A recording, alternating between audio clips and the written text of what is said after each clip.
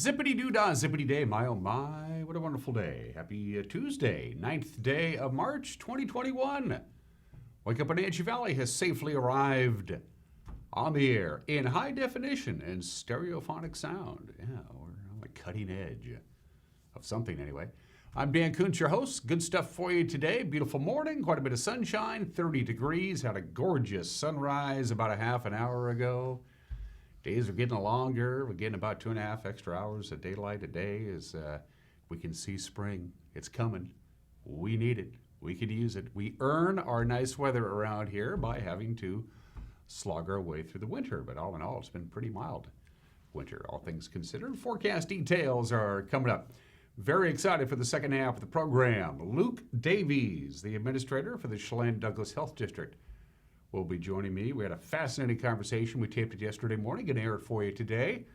Give you the latest COVID information. Almost all of it is good. The mass vaccination side of the Town Toyota Center, going great guns. We'll have some of that too when we get to the news. But you definitely want to tune in for my conversation with Luke in the back half of the program. Sports, Gonzaga men and lady have punched their tickets to the tournament title games. We'll have some highlights of that. We'll take you up to the major mountain passes. We'll also do the obscure holidays, today in history, some celebrity birthdays. And everybody is entitled to Mike Mignotti's opinion. Let's take a look at what we got out here on this Tuesday morning. Nothing but just gorgeous stuff out here. Beautiful stuff. This is the time of the year now as the sun begins to come over the East Wenatchee bench slightly earlier and sets over the Wenatchee Valley's foothills a little bit later.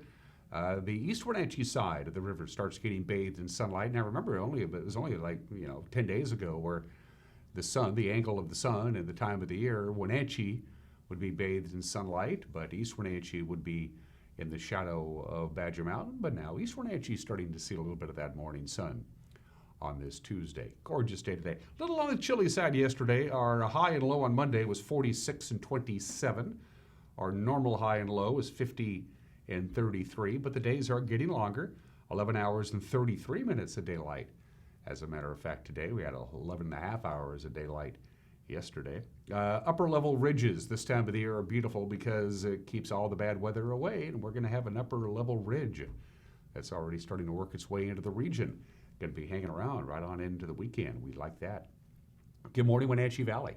Camera 2, Megan's Choice. She throws it up. I have to guess. Arondo Rock. No brainer there. Beautiful view. Look at the valley way off in the distance. You can make out Mission Ridge and Clockham. That's just spectacular. Arondo Rock, the camera there is a lower camera. Allows us to look at Lake Aniat, but it's still a spectacular view. Turtle Rock off in the distance. Good stuff. And I like how the angle of the sun is just perfect this time of the year. Good morning to our friends up Arondo Way. Camera number 3. Ooh, Waterville? Rude Canyon, okay. Well, close enough. We're looking at the Waterville Plateau anyway from our camera high above Rude Canyon. It's on a tower that's way up there. Some of these towers are unbelievably high that the Sky-Fi folks have put up 200-300 feet above the already high area to begin with, so we get to see just a beautiful view there. It's almost like being in an airplane, isn't it? Good morning to our friends up north in the Waterville area from our Rude Canyon camera and camera number 4. Let's pay a visit to Nanapoc Ridge. Yep, Nanapoc Ridge up in the Lake Wenatchee area. That is pointed almost directly to the east as we see the sun begin to climb up. You can see that little white swath of no trees. That's where the power lines are. Beautiful view from our friends up at the Lake Wenatchee area, who still, of course, has snow on the ground, as does Leavenworth. But most of the Wenatchee Valley, of course, the only snow you're going to see now is where it's still piled up in the occasional parking lot from earlier snowfall. As we get to say goodbye to spring, it's coming. Daylight saving, by the way, starts this weekend. Spring itself doesn't start until a week from Saturday, March 20th. So, from the National Weather Service, nothing really to talk about.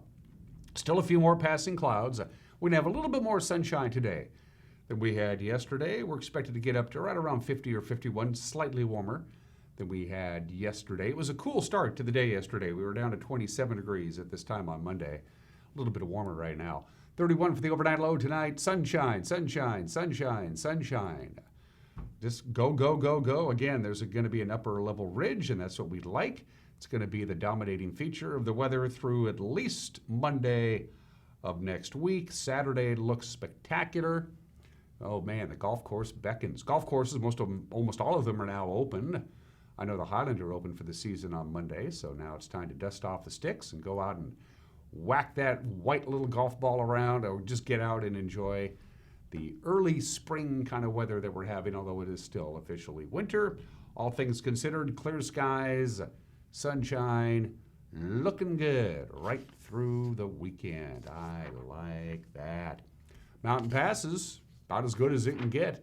This time of the year, you have no advisories, no restrictions across the board. Live shot of I-90, roadway bare and dry. Stevens Pass, bare and dry. Some frost and ice in places, and that's it. You got no real issues there. And Blewett Pass, let's take a live shot of Blewett. Again, roadways bare and dry. Everybody has clear skies. There is no snow in the forecast, none whatsoever, right through the weekend. You know, an inch here, an inch there, a little spittle of snow, but nothing to really make for some slick driving conditions. Are looking good if you're driving into the Cascades right on into the weekend. Going to take a break. When we come back, there's a lot of news to get to. It was busy yesterday. Your Tuesday morning news is coming up. You're watching Wake Up Wenatchee Valley on the NCW Life Channel.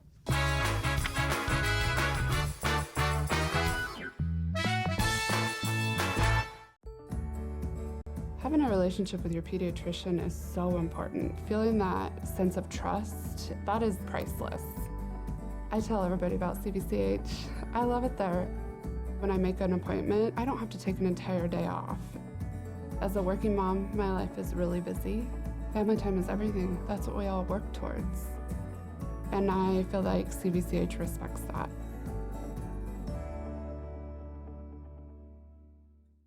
Wenatchee Valley Symphony Orchestra's third concert is a musical potpourri, a la carte. Be sure to tune in for this one-time broadcast Saturday at 7 o'clock on the NCW Life Channel. It's brought to you by Silvara Cellars, Guild Mortgage, Volan Law Firm, Cashmere Veterinary Clinic, Wenatchee Valley Chamber of Commerce, Harvest Valley Pest Control, Prime Lending, Leavenworth Haas Apartment Homes, and Greater Leavenworth Museum. Tune in Saturday at 7 o'clock for the Wenatchee Valley Symphony Orchestra's third concert on the NCW Life Channel.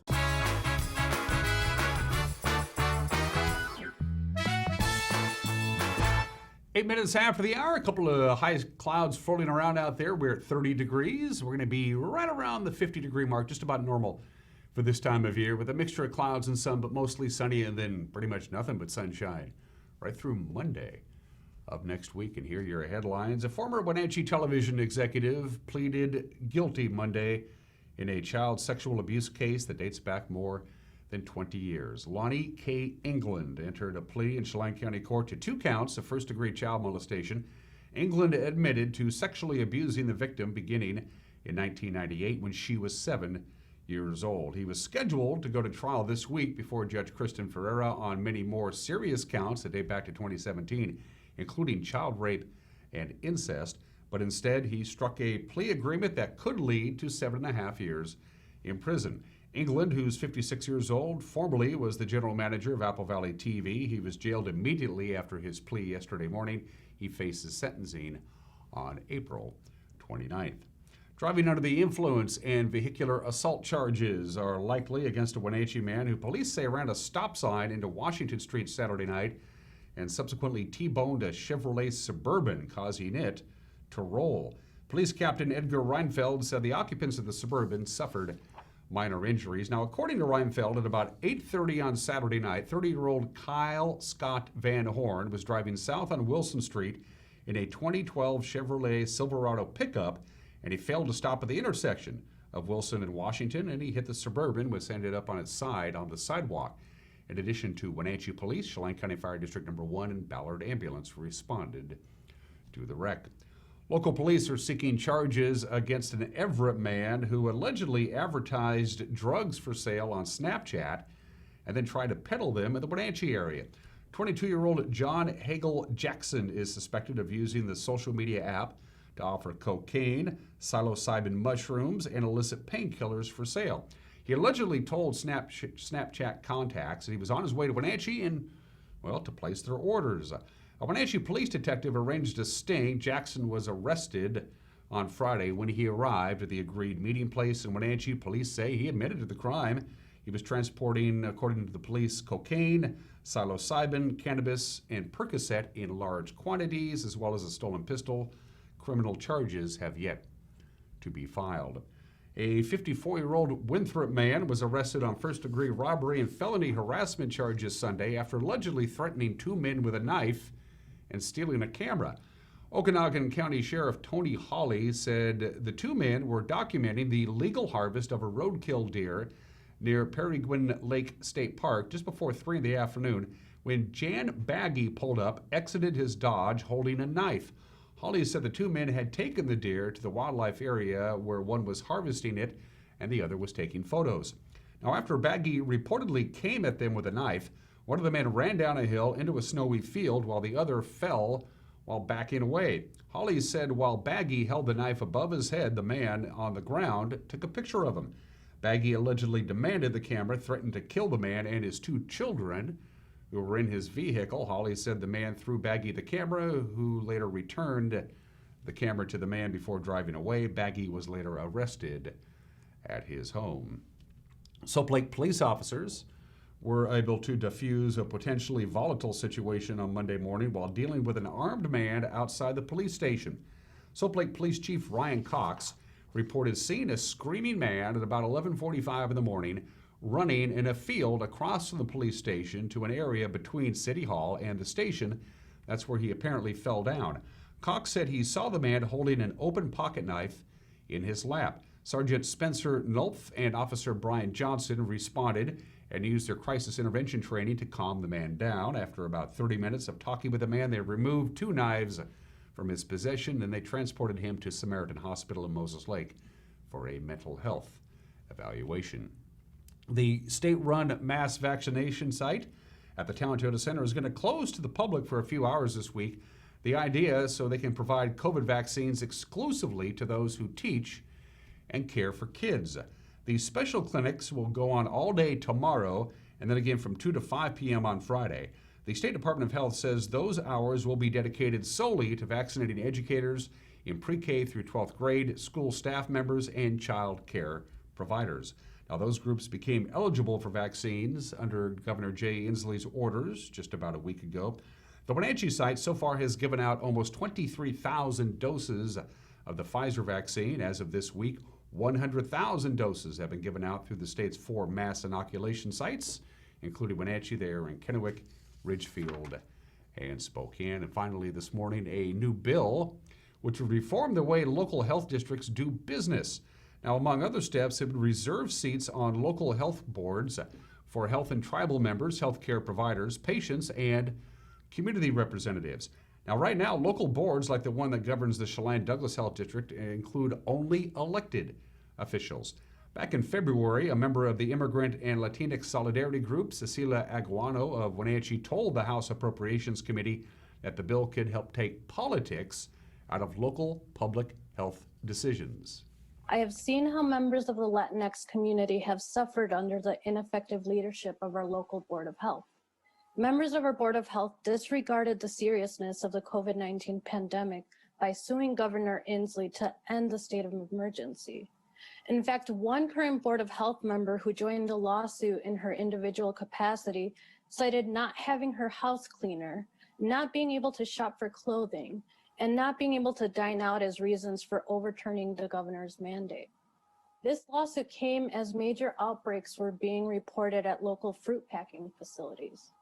I attended local COVID response meetings in which decision makers placed blame on my culture and even made informal attempts to track carne asada sales to back up stereotypes. Latinx community members' attempts to push back on this were labeled as volatile by people leading our health district. I can only see this as dangerous leadership by our local electeds. Our community needs people who understand and can speak to social and economic differences within our region. SHB 1152 will move us closer to ensuring decisions are guided by science and that our Board of Health reflects our community. An amended version of that bill passed the House yesterday, 56-41. It now goes to the Washington State Senate. Those are your headlines at 1:15 the hour on this Tuesday. We will have a newscast for you tonight at 5 o'clock and 6 o'clock, and then we'll have high school soccer as the Wenatchee Lady Panthers host the Cascade Kodiaks. We'll have that for you tonight as well. With a preview of tonight's news, here's the anchor, Grant Olson. Good morning and thanks, Dan. Coming up tonight on the NCW Life Evening News, we'll have an update on possibly when Highway 2 at Pine Canyon will reopen. Other than an isolated shower or two, tomorrow our weather today and into the weekend looks beautiful. I'll have all the details in your complete North Central Washington weather forecast. And in sports, Eric Granstrom will have highlights of yesterday's semifinal basketball games with the Gonzaga men in the WCC tournament. That and all the day's news coming up tonight at 5, 6, and 10 on the NCW Life Evening News. We hope to see you then. Dan?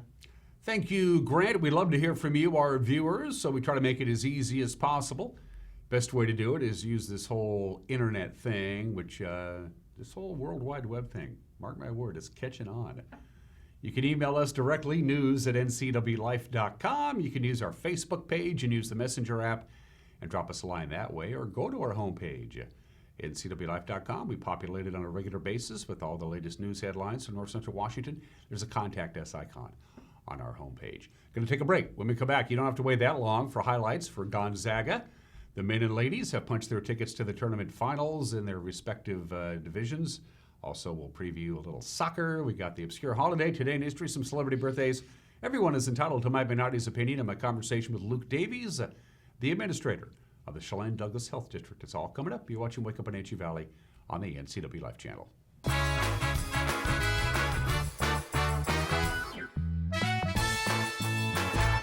The 2021 models are arriving at Sangster Motors. General Motors is on the move with the all-new 2021 Yukon. Yukon is redesigned from the ground up with a bold new look and all the latest technology.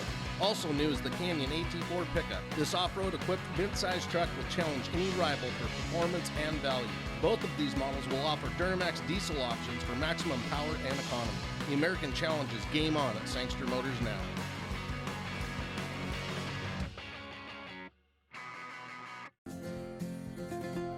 At Local Myth Pizza, we believe in real food, freshly prepared with only premium ingredients. Our cheeses are imported from Italy. Our sauces, dressings, and even our sausages are made in-house fresh daily. Featuring Northwest craft beers and 30 Chelan Valley wines and ciders. Family fun and amazing food. Eat local, drink local, and be local at Local Myth Pizza. Come see why Sunset Magazine says you can't beat Local Myth Pizza.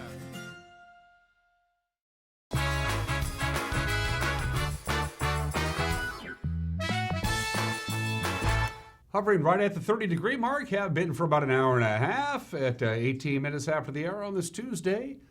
Sports, Gonzaga back for another shot at the WCC tournament title. They knocked off St. Mary's last night, 77-58 in the semifinals. Drew Timme led a balanced attack, 18 points. All 5 Bulldog starters scored in double figures. Highlights from the WCC network. Suggs down low. Timme got that great position, and from there it's just about automatic. Good defense there by Watson. I think Fotu fell down. Suggs in transition, just sort of surveyed, found Nemhard open for the 3. They're gonna dice you up. Timme, I mean, how many times have we said this in this half? He runs the floor, he gets to that spot, they get him the ball, and you cannot stop him once that happens. Suggs has a matchup now with the big man, decided to step out and hit the 3. Hand off to Kispert, who will lay it in off the glass. Beautiful basketball. Drew Timme says he loves the Gonzaga system because anybody could have a big game on any given night. I think it's just the flow of the game, you know. That's the what's so great about this team and the style we play. It doesn't matter who scores, you know. Anybody can score on any given night. I don't care. None of the guys on the team care who scores, you know. All we care about is winning, and, you know, starts at the top with coach, you know, and the system, just making sure everyone gets involved, you know, and it just sometimes it happens to be Killian's night or my night, you know, or it really could be anybody, and we just love when we all succeed and win. Third time this season that the Bulldogs beat St. Mary's. Coach Mark Few says Gonzaga does not take any team for granted. Anytime you can beat St. Mary's, third time, in a season. They're so well coached and just such a tough out. I mean, we knew we were going to be in for a physical game. And one, probably where first option, second option wasn't going to be there. They force you into, to really go into your third and fourth options on a lot of things when you're on the offensive end. And but I was proud of us on the defensive side of the ball. I thought we played really, really good and made Kusi and Logan Johnson really work for their points. So it was a good job by the guys. And so now we advance to another championship game. So we're happy to move on. The WCC tournament, like a lot of the postseason basketball tournaments, are being played in an arena with no fans in attendance. Coach Mark Few, not a big fan of that. I'm really, really proud of them, as I said earlier, how they've handled it and how they've came out every game, and to be undefeated at this point of the season is a total credit to them. But at the same time, hey, I'm really, really frustrated. I'm disappointed in how all, the western part of the states or, on this side of the country have handled this. You watch other conference tournaments and they have a lot of fans at it and many games with fans at it. We were able to take Drew back home in December, and played in front of 5,000 or 6,000 fans. And that was great. Be able to play down in Florida at the start of the season with fans. So yeah, it's been disappointing here out west, and it's a shame that more fans haven't been able to see this team play. But that's just the way it is. But I am proud of how our guys have worked their way through it. Gonzaga will take on BYU tonight in the championship game. You can watch it on ESPN. The Cougars, by the way, needed overtime last night, but they did beat Pepperdine 82-75. Gonzaga women, they're also in the WCC championship. They beat Santa Clara in yesterday's semifinal, 72-62 the final. Okanagan's Jill Townsend led Gonzaga's 4 players in double figures, 14 points, 10 rebounds. Once again, highlights courtesy of the WCC network. Townsend and the foul, and she'll go to the line. Pritchard on the drive. Here's Veal for another 3. Back-to-back big buckets from Veal. And that's the problem on the other side of it. Trung takes it in, and the foul. As they split during the regular season by 5 points in each occasion. Early, she brought her game down, but that offensive board is there, and Walker pops a 3. That one a backbreaker as it goes back to 10 points. Great player in high school. I mean, these were 2 really good high-level players down in Texas. Townsend with a 3. Gonzaga coach Lisa Fortier happy the way her team bounced back after a slow start. Santa Clara had us out of sorts a little bit in the first half, and I really liked the way we responded after that. We were moving the ball well. We're at our best when we share the ball. And when we're playing as a team, we don't have a ton of players who individually are overly exceptional. They're really good, but they're much better when they're playing with their teammates. And so I thought that our second half effort, I know that they shot it a heck of a lot better in the second half as well. And they have some players who made big, tough shots, and they're hard to guard. But our team we didn't put our heads down. I think that they just told me in the locker room that they were extra focused. And we just stuck to the plan, the task at hand, which was just the next play. And so continuing to do that over and over again seemed to be a recipe for success for our team today. The Bulldogs last won the WCC tournament in 2018. The last 2 years, they went all the way to the championship game before losing. Jill Townsend says she and the team are playing in the now, and they're not worried about what's happened in the past. As a senior and my other seniors, we have a lot of weight in here. We haven't won it since freshman year. Sophomore year was one of the worst weekends of our lives. Last year, we dropped it against Portland. And so we're just trying not to put that pressure on the rest of the team and saying oh, this is our last shot. We haven't won it since freshman year. There's no need to do that. I don't think, we're a group of competitive D1 athletes. And so we're going to want to win one game, whether it's the first game of the season or the championship game at the tournament. And so, just trying not to put that too much pressure on each other in that way, and just going out there and playing carefree and sharing the ball. And that's been our success this season. And so just continuing to do that, I think. Just like the men, Gonzaga will take on BYU In the championship game, the Cougars cruise to the semifinal win over San Francisco, 85-55. Today's game tips off at 1 o'clock on ESPNU. And finally, Prep Girls Soccer. Featured tonight on the NCAA Live channel will be lead off the field of the Apple Bowl Panthers and the Kodiaks from Cascade. 7 o'clock tonight, Wenatchee has bounced back after an opening night loss to Eastmont to win 2 straight. Cascade comes in at 2-0. They've beaten Kashmir and Chelan. Sebastian Moraga, Matt Wisen, pregame at 6:50, and they'll start going on the pitch at 7 o'clock. Another action today. Chelan will host Royal while Luke visits Brewster. Okanagan entertains Omak. Libertyville travels to Tenaska. They get underway at 4 o'clock. Bridgeport visits Moses Lake at 5. Tonight at 7, it's Eastmont and Kashmir. And those are just some of the games that people are playing on this Tuesday. I had 4 obscure holidays to choose from. Today is National Get Over It Day. Today is National Barbie Day. We'll get to that in just a little bit. Today is National Meatball Day. I know, I'm going to go with one of my favorites, National Crab Meat Day. Crabs. Crabs are pretty versatile. You can boil it, you can steam crab, you can grill crab, you can roast crab, you can smoke crab. Finding papers big enough to smoke crab, that's another story altogether. But I got fun facts about crabs. You think crabs are crabs. How many different species of crabs are there? Over 6,700 different species of crabs inherit this earth and the water therein. Crabs have 10 legs. All of them have that in common, so they're known as decapods. Deca meaning, of course, 10. Jumbo lump crab meat comes from the swimming legs of a crab. That's where the big chunks of meat are.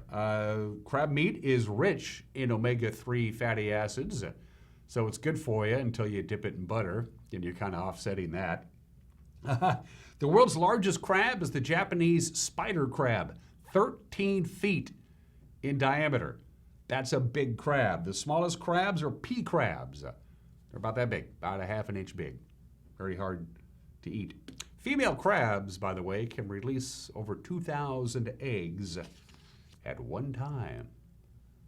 Crab meat. It goes good with everything.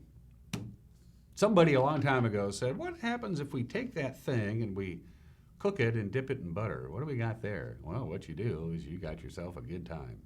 Enjoy some crab meat today. It is 28 minutes after the hour. Today in history.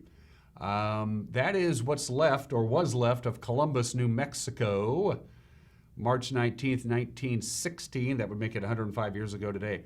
Pancho Villa and his merry band of raiders crossed the Mexican border into Columbus, New Mexico and raided the town. It's a very famous moment in history and in relations between this country and our friends to the south. That's what's left of Columbus, New Mexico, about 12 miles north of the border. The problem is nobody really knows why Pancho Villa did this. They've studied it, they talked to people, eyewitnesses on both sides, why the raid took place. Nobody really seems to know. I don't know. Seems silly now. Apparently somebody was mad. Happened on this date 105 years ago today. Operation Meeting House. Oh man, look what happened to Tokyo. Whew. March 9th, 1945. 279 B-29s dropped 1,500 tons of firebombs over Tokyo. It was a nighttime attack. 100,000 people, almost all of them women, children, and the elderly, are killed. The deadliest bombing raid of World War II. Deadlier even than the subsequent atomic bombs that were dropped later on in that year. It left 1 million people homeless, 267,000 buildings destroyed. Almost all of them were made of wood and whatever material was available to them because of what was going on in World War II. So these were not particularly well-constructed buildings, and they were susceptible to fire. 16 square miles of Tokyo burned to the ground on Operation Meeting House on this date 76 years ago today. And we mentioned Barbie. Happy birthday to Barbie. 62 years ago today, the Barbie doll made her debut at the American International Toy Fair in New York. It is manufactured by Mattel. They have sold over 1 billion Barbies. It is the most profitable line of toys in toy history because it doesn't take a lot of money to build a Barbie. By the way, sales of Barbie dolls have declined sharply over the last 6 to 7 years. They're not buying Barbies anymore. Times change. Bottom of the hour, birthdays. We could have been the United States of Vespucci. It's a possibility. The guy who named or was named after this particular landmass, Amerigo Vespucci, the Italian cartographer and explorer, he was almost a direct, with Christopher Columbus. They were born and died just about the same time period. They were kind of one and the same, but Amerigo Vespucci is the guy who they got, they named South America and North America, the new continents, after Amerigo Vespucci. If they decided to use his last name, we would be living in the United States of Vespucci. Doesn't quite have the same ring to it. He was born in this state in 1454. Ironically enough, I listened to Ornette Coleman over the weekend, not even knowing that Ornette Coleman's 91st birthday would have been today. The great American saxophonist, one of the greatest saxophonists ever in the free jazz and bebop music. He also played trumpet, even dawdled with the violin. Also a pretty good composer, the great Ornette Coleman, one of the great jazz artists in this country's history, born in the state of 1930. We lost Ornette 6 years ago at the age of 85. The first human ever to go into outer space, Yuri Gagarin, born in the state of 1934. He went one orbit around the Earth back on April 12, 1961, and that was pretty much all it took for him to become an international celebrity. An international celebrity. Yuri Gagarin, born in the state of 1934, died in an accident on the Soviet space program in 1968 at the age of 34, but he got the honors of being the very first human being ever to go into space, and voted the greatest American soccer player ever. Clint Dempsey, voted on by ESPN, Fox Sports, and NBC Sports. They've all ranked Clint Dempsey as the greatest American soccer player ever. Of course, he has Northwest roots. He is 38 years old today. Happy birthday to Clint. 33 minutes after the hour. We saw a brief shot of the passes there. They're fine. Going to take a break. Mike McKnight's got an opinion, and then you absolutely do not want to miss my conversation with Luke Davies. He is the administrator for the Chelan-Douglas Health District. He has got some important COVID information for you. It's up next. You're watching Wake Up Wenatchee Valley on the NCW Life Channel.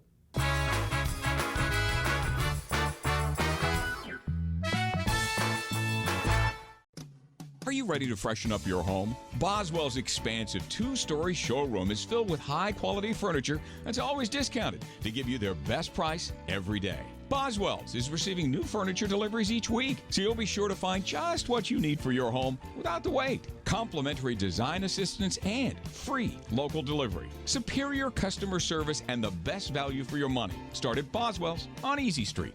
It's closer than you think. There are so many possibilities for you to learn local right here at Wenatchee Valley College. Take classes towards a degree or certificate in more than 50 areas of study. Wenatchee Valley College now offers a large variety of virtual classes, including labs, sign language, music, and machining, and they have the resources to help you succeed in virtual classes. So when a college degree is your goal, learn local at Wenatchee Valley College.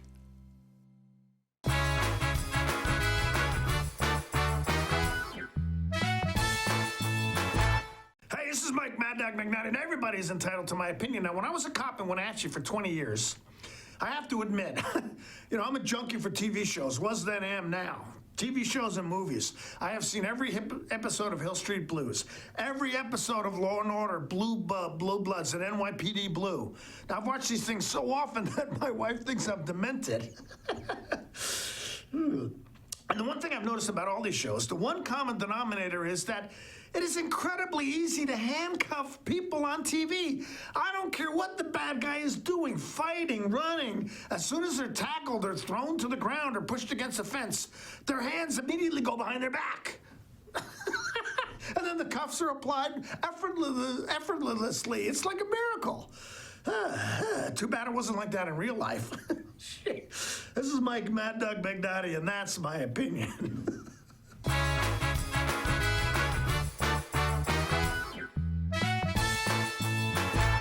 Club Crow Bar and Grill in Cashmere is your place for famous blues, brews, and barbecue. Currently, Club Crow Bar and Grill in Cashmere is open for dine-in and take-out. Owner Justin Hefner and his staff are just as excited as you to get back to their regularly scheduled full menu, music, and poker. So stay tuned. Meanwhile, Club Crow Bar and Grill in Cashmere is serving a limited menu for lunch and dinner, dine-in or take-out. Club Crow Bar and Grill in Cashmere, the coolest place in town.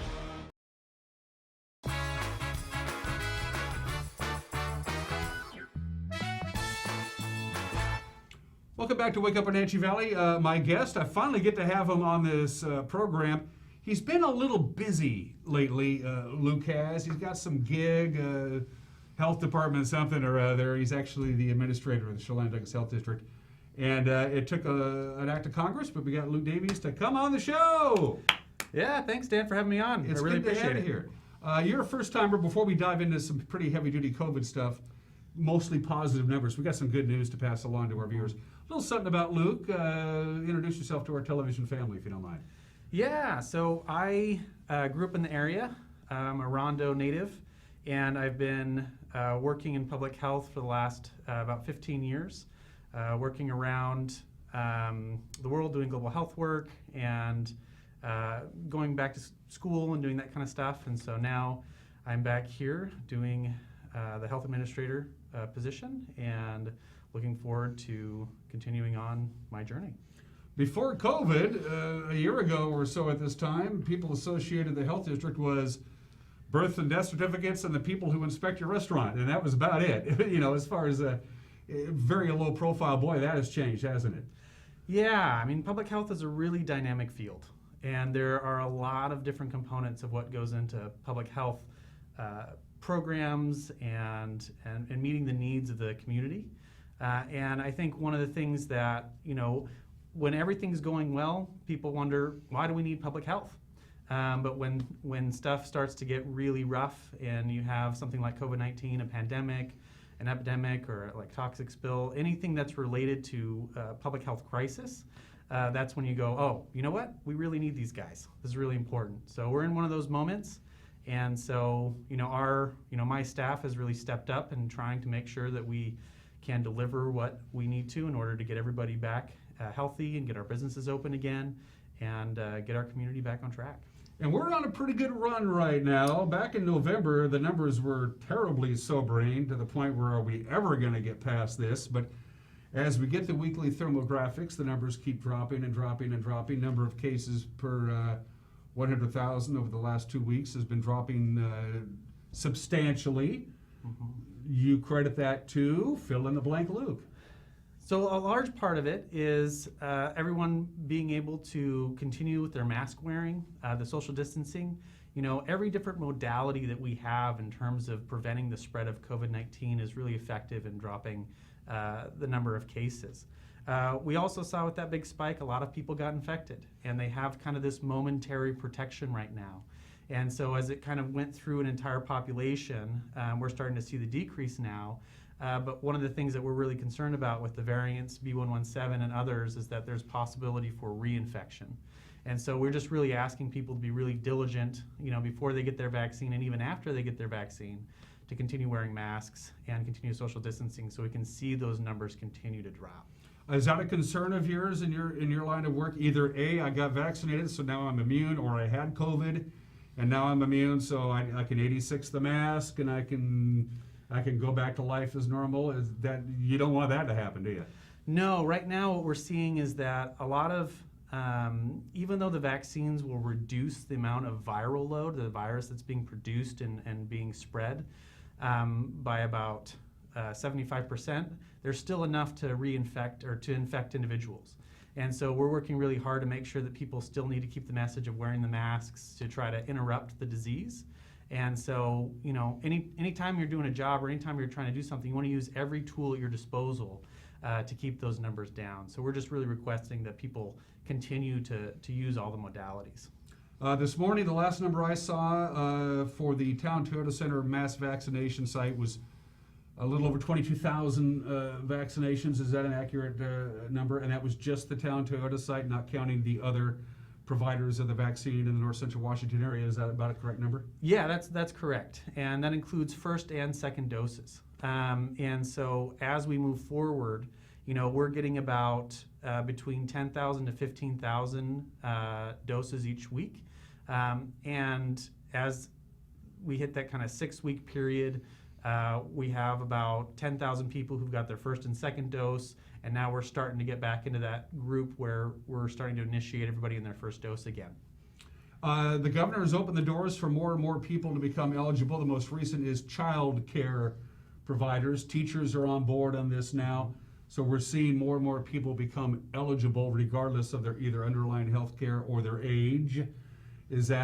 Are people saying, hey, I get to do this now and I'm there? Are they participating? Now, as they become eligible, are you seeing those people who are eligible for the vaccine getting the vaccine? Yes, we're actually extremely effective. A lot of individuals who've been able to come in Chelan-Douglas Health District specifically have been able to get vaccinated before the rest of the state. A lot of the reason that this tier system is kind of slowing things down is because they're trying to wait for other groups to have access in order to get maximum protection across the state uniformly.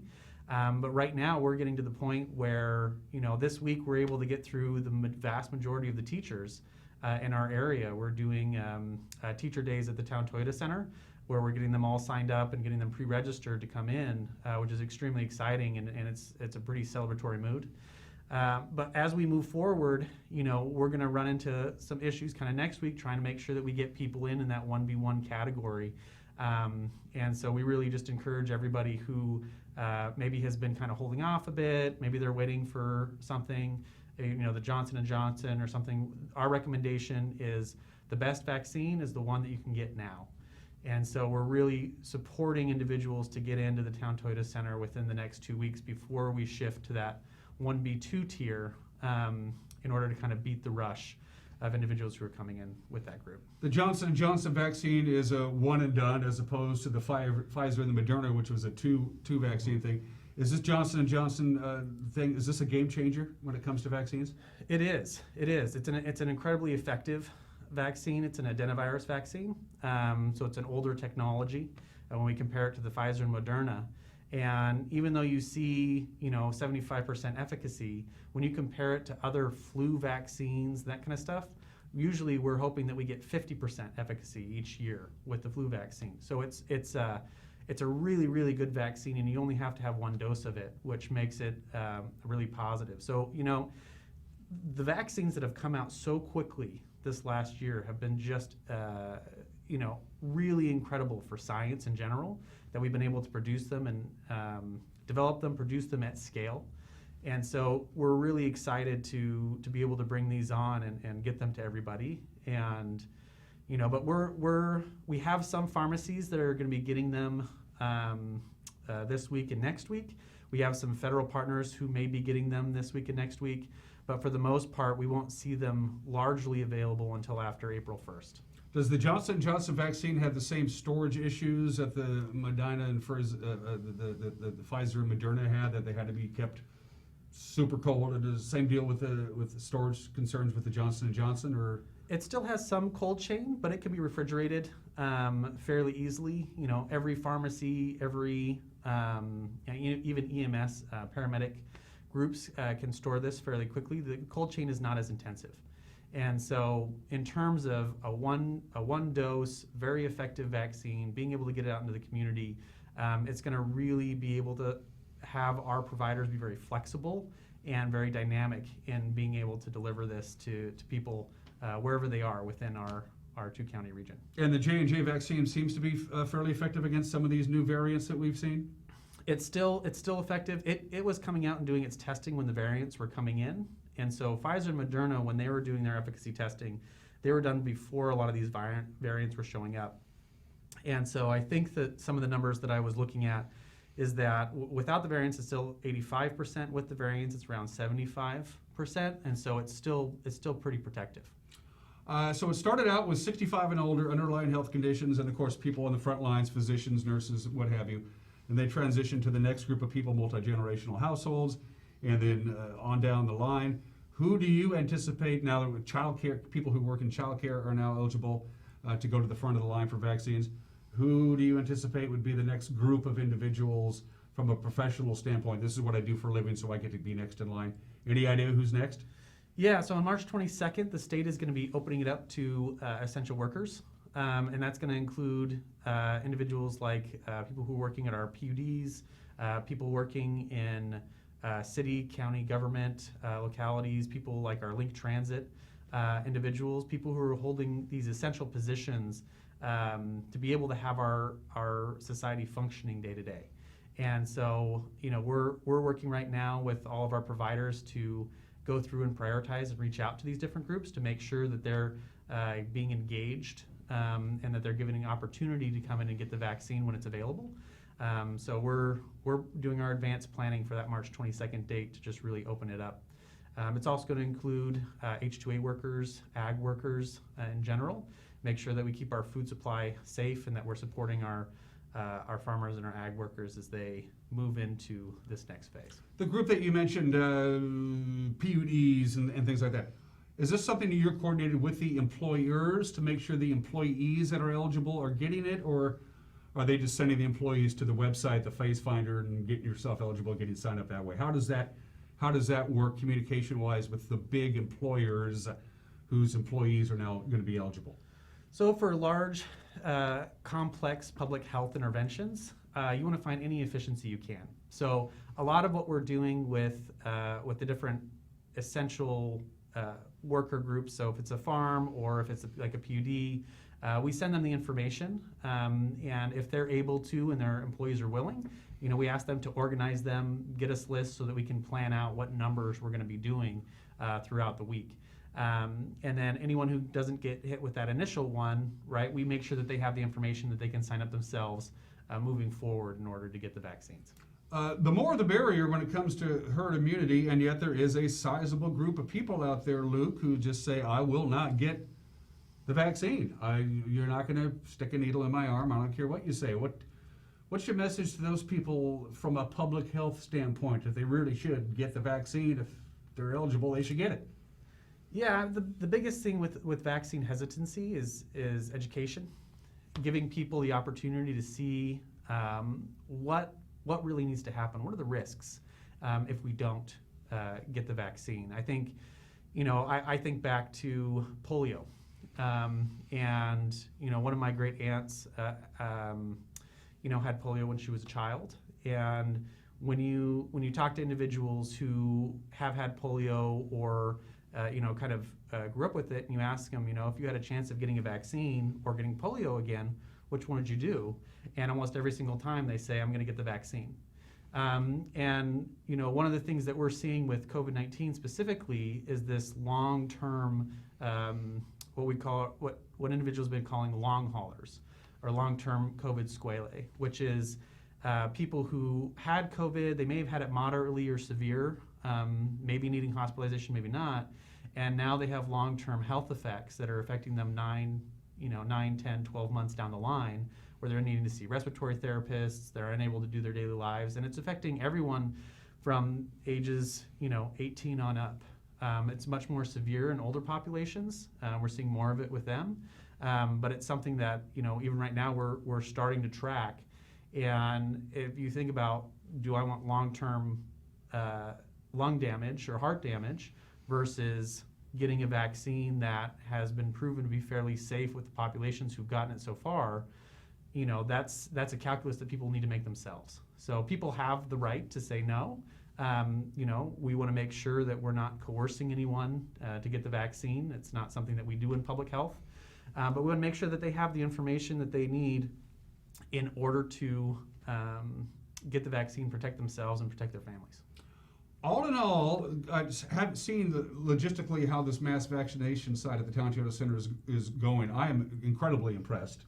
with the people who are involved, the National Guard, the organization, and how this whole thing, there were a couple of early hiccups, but now it seems to be going pretty smoothly. This is a success story, is it not, in that regard? It's a massive success story. And I think one of the things to put in perspective, other mass vac sites across the state have had an incredible amount of issues.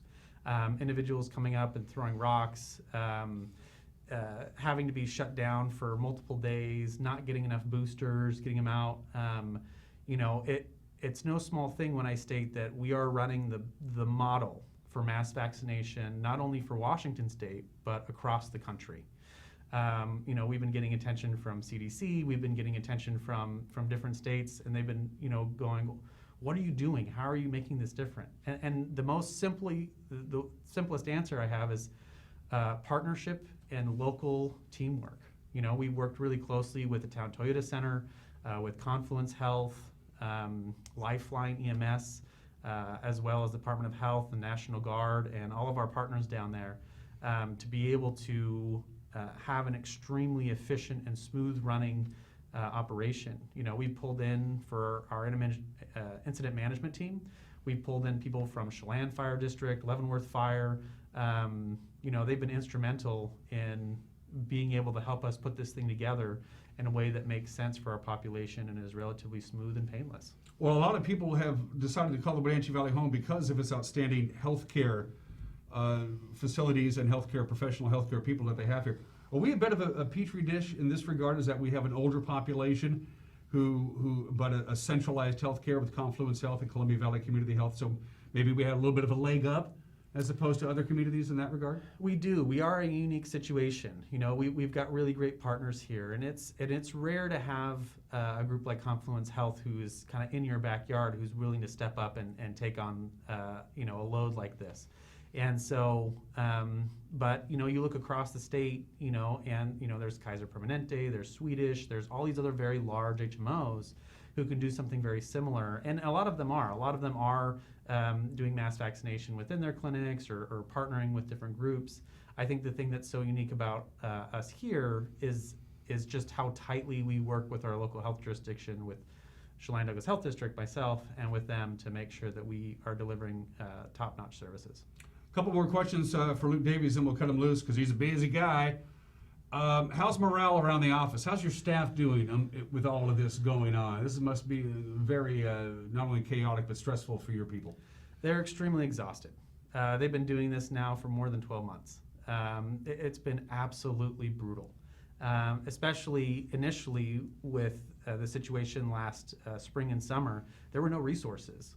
There was no funding. There was very little that they could do that was coming in to get support from the federal or the state government. And having those resource constraints, and it was across the state. I think I was reading something last year, UW Medicine was in the hole about $1 billion. And so when everyone is in the crisis at the same time, the definition of a crisis is something that you can't handle by yourself. But when everyone's in it, you say, okay, now what do we do? And so now that a lot of resources have been freed up, it's getting a little bit easier, but my staff are just totally exhausted. We've been working really hard to make sure that it's celebratory with the vaccine, but I'm doing everything that I can to make sure that they get breaks, they get rotated out. We have an incident management team that's been running now for almost 6 months, which is an extremely long duration. We talk about disaster management, we talk about incidents versus events, and this is a very long event. And it's not common that you have a complex humanitarian crisis like this where you're asking people to do work for this long. And so, we're asking the community to be patient and kind with us as we're going through kind of the rebuilding process of our health district, and also, when we're just trying to take a break ourselves.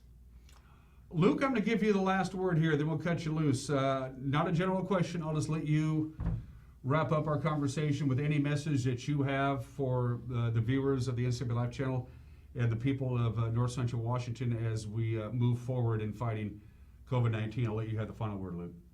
Well, thank you. I think this has been hard not only for my employees but for everybody. And the message that I want to get across to everyone is that we're about 25, almost 30% of the way there in vaccinating our Chelan-Douglas Health District. And so when we go through and we do this last big push, we want to be working together. You know, Chelan-Douglas Health District is here to support our community. We want to work closely with our schools. We want to work closely with restaurants and businesses to give them the support they need to be able to open safely and keep case loads down. And so our biggest thing is, you know, we're looking to be supportive, and we're just asking the community to be supportive with us and continue to wear masks, continue to social distance, continue to have care and take care of the people around you, so that we can get through this and get on the other side and get back to some sense of normalcy. Compared to a lot of other places in this country, we have had it, all things considered, not bad. There's other places that just got hammered by COVID-19. In many respects, we're lucky in that regard, aren't we? We are. Yeah. We are. You know, this November, December kind of showed us how rough it's been in other places. You know, our ICUs was just about full. And, you know, when that happens and doctors are having to make decisions between, well, do I save this person or this person? You know, it's really rough. So we definitely don't want to go backwards. We don't want to go back to that spot. But we want to make sure that everybody in our community is taken care of and that we can move forward together. And you probably long for the days where you just have to worry about births and death certificates and doing the occasional restaurant inspection. There's most definitely. Yeah. Hopefully we'll get to there, all right? Yeah. I want this guy to be the most bored guy in North Central Washington in about 6 months. I want him sitting at his computer playing solitaire. That's what we want Luke to do. In the meantime, keep up the good work, and I appreciate you coming by I know it's been a very busy time for you to come by and pay us a visit. We appreciate it. Well, thank you, Dan. I really appreciate you having us. And you are watching Wake Up Wenatchee Valley. We will be right back.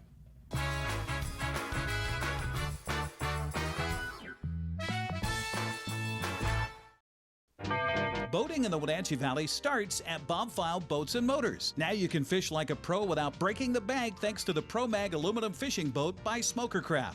It features a great layout with a spacious bow casting platform, huge live wells, and in-floor storage to safely stow your gear. See the Smokercraft line of boats at Bob File Boats and Motors on Sunset Highway in East Wenatchee or online at bobfile.com. Bob File Boats and Motors, we're dealing.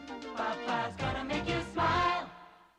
How much are you paying for adult, family, or assisted living? Epladolin Retirement and Assisted Living offers one-bedroom apartments for one affordable price. Their rates are all-inclusive. No nickel or diming or sudden increases, just one set price. You or your loved one will receive good food and excellent care in a relaxed, home-like environment. Stop on by for a tour to see if the Epladolin family is the right choice for you. Family-owned and operated Epladolin Retirement and Assisted Living in Cashmere. Affordable care. With PUD rebates, we'll give you money to upgrade your house and reduce your energy footprint.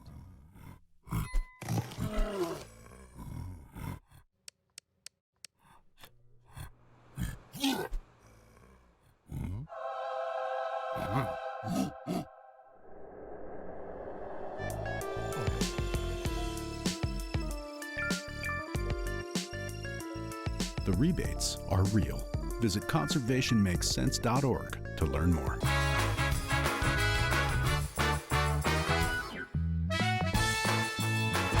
And we are back, and what's turning into a beautiful Tuesday afternoon is coming your way. Bountiful sunshine, an upper level ridge is going to settle on over the area, and when those things build up and get settled in, whatever weather happens to be going on at that time sticks around. So here's what we have from the National Weather Service. A mixture of clouds and sun, but I think the sun's going to get the upper hand today. We'll get up to right around 51 degrees, 31 for the overnight low tonight. You want sunshine? You got it. At 51 high on Wednesday, just like today, just about normal, slightly warmer than normal on Thursday. Look at Friday. Look at Saturday. Sunshine, 57 degrees. Bring it on. Slightly cooler on Sunday and Monday, but again, since the skies will be cloud-free, temperatures are going to start trending above normal for a while. We'd like that. So next system, not probably until Monday night into Tuesday, so very quiet indeed. Mountain passes are fine, no advisories, no restrictions, no snow in the forecast. Join me tomorrow. Eric West from Link will be my guest. Have a great Tuesday. We'll see you tomorrow at 7 a.m. Take care. Bye-bye.